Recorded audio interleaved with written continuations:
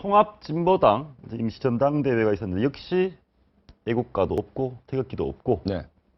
그 부분에 대해서 아무도 얘기 안 합니다. 정치인들은. 예, 맞습니다. 사실은 어제가 연평도 그 포격 도발 4주년이었죠. 예. 그런데 통진당은 전혀 거기에 대해서 논평 한 줄 안 냈습니다. 참 그 대한민국의 정당으로 참 안타까운, 그래서 위원정당 해산 청구까지 다 된 것 같은데 예. 어제 태극기도 없었고 애국가도 없었습니다. 그 임을 위한 행진곡이 민중의 애국가라고 소개하면서 임을 위한 행진곡을 다 같이 불렀고요.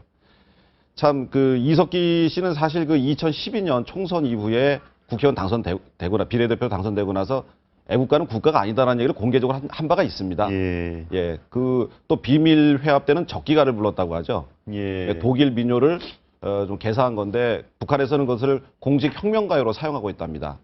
탈북자 일부의 증언에 따르면은 그 적기가는 그 처형할 때 어떤 음악으로 사용하고 있다. 처형할 때. 네, 그래서 섬뜩한 분위기의 노래다. 이제 이런데 그런 것들을 비밀 회합 때, 통진당 비밀 회합 때 그런 것들을 불렀다고 합니다. 참으로 안타까운. 최근에 이제 정당 생활을 같이 했던 노회찬 전 의원이 이제 책을 냈는데 책 제목이 대한민국 진보 어디로 가나입니다. 대한민국 진보 어디로 가나? 여기서 참 얘기를 하는 게 당 생활을 같이 했지 않습니까?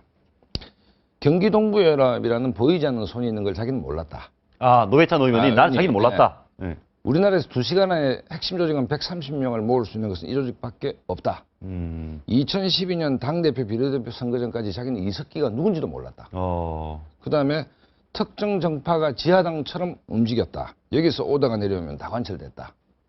또 하나는 뭔가 하면 당직도 없는 이석기라는 초선이 이정희를 한 칼에 베어버렸다. 이정희를 한 칼에 베어. 북한이 미사일을 배웠을 때 이정희가 미사일 쏘지 마라는 성명서를 내야 되는 거 아니냐 했을 때 이석기가 자기 무기 자기가 쏘는데 왜 안 되나고 하는 한마디에 이정희가 쓰러졌다.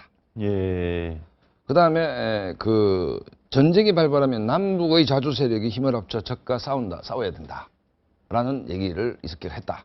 예. 그러니까 이 얘기는 뭐냐면 우리 같은 평론가가 하는 얘기 아니고 같은 정당을 했던 노회찬 씨 얘기. 이 그러니까 이 책에 나와 있는 내용입니다. 이 얘기는 뭐냐면 지금 이제 통진당이 절체절명의 위기에 가 있지 않습니까? 저거 내부적으로 봤을 때는 당이 해산되느냐 마느냐의 문제입니다. 그러면 이정희는 누구였느냐? 핵심일 수도 있지만 보이지 않는 손에 조종되는 우리가 흔히 얼굴마담이라 그러죠. 예. 그 가능성도 크고 이 얘기는 사실은 좀 표현이 그렇습니다만 선수끼리는 다 아는 사실이죠. 다 아는 사실이다. 예. 알겠습니다. 그런데 이런 부분도 있는 것 같습니다. 이렇게 저런 정말 좀 문제가 있는 상황들에 대해서 보수 쪽에서 얘기를 안 하는 분들이 많아요. 괜히 얘기하면 수골통으로 몰릴까 봐. 그런 측면도 있는 거 아닙니까? 네, 그러니까 지금 일단 사실 어떤 통진당의 문제에 대해서는 보수 쪽에서도 입을 닫고 있는데 일단은 저는 뭐 그 전략이라고 볼 수는 없겠지만 저는 뭐 현재까지 어떤 보수 쪽의 스탠스는 그 틀리지 않다고 보는 게 이미 이제 헌법재판소에서 한번 정리가 될 거거든요. 그러니까 그 정당 해산 심판의 결론이 연내에 난다고 했는데 그 결론이 어떻게 나든지 간에 그 결론이 나기 전까지 저는 통진당의 문제에 대해서 보수 쪽이 굳이 언급할 필요가 없지는 않나. 일단 현재 결과 지켜보고 결과 나오는 거 같아서 대응하면 될 것 같습니다. 알겠습니다. 어저께 이런 얘기들이 나왔습니다. 억울하게 잡힌 이석기 의원을 구출해야 된다. 구출을 해야 된다. 받은 만큼 대갚아주겠다. 뭘 대갚는지 모르겠는데요. 심지어는 박근혜 대통령 정부 비방하는 노래까지 불렀습니다. 내용 한번 보시죠. 좀 말이 좀 심한데요. 이게 우리나라 공당, 공식적인 당에서 나온 당 임시 대회에서 나온 노래입니다. 이제 저게 이제 남한의 자주 세력. 남한의 표현인데 조금 전에 북한의 자주 세력들이 핵무기를 하면 청와대도 막말을 했는데 이 자주 세력의 특징이 아주 험한 말을 만들어내는 조어 능력이 탁월한 것 같아요. 험한 말. 그러니까 남한의 자주 세력의 얘기 아닙니까? 이석기 말대로는. 그럼 북한의 자주 세력은 조금 전에 우리 방송에서 봤을 때 그 유엔 인권법 제정 관계 때문에 막말을 쏟아냈지 않습니까? 그러니까 이런 조어 능력은 정말 상상을 초월할 정도로 탁월한 역량을 갖고 있지 않나라는 게 제 생각입니다. 사실 북한에서 이제 저렇게 국가 원수에 대한 모독을 하면 처형감이죠. 북한에서는 처형이죠. 예, 참 안타까운 현실인데 아까 임시당대회 왜 열었는지 이제 말씀을 좀 하셨는데 제가 거기에서 조금만 덧붙인다면 지금 통진당은 경기 동부연합, 그다음에 광주 전남연합, 울산연합 이렇게 세 조직으로 구성되어 있습니다. 그런데 그동안 경기 동부연합이 이제 언론에 계속 많이 나오면서 강성으로 이렇게 치달으면서 국민들의 외면을 받았죠.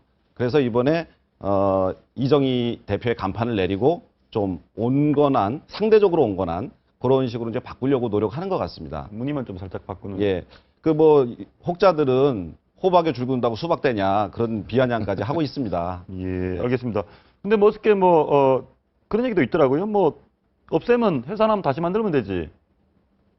사실은 이제 이게 아까 말씀드렸지 이게 굉장히 진보 진영, 그러니까 한국 정치를 위해서도 굉장히 좀 안타까운 지점이 하나 있는 것이. 그러니까 저렇게 말해버리면 우리나라의 법 체계나 모든 걸 그냥 자기 마음에 안 들면 다 무시하는 것으로 보이기도 하네요.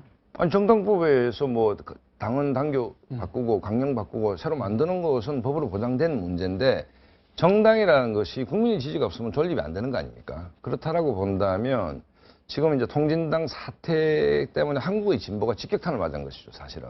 예. 국민들이 진보 지지를 하겠습니까?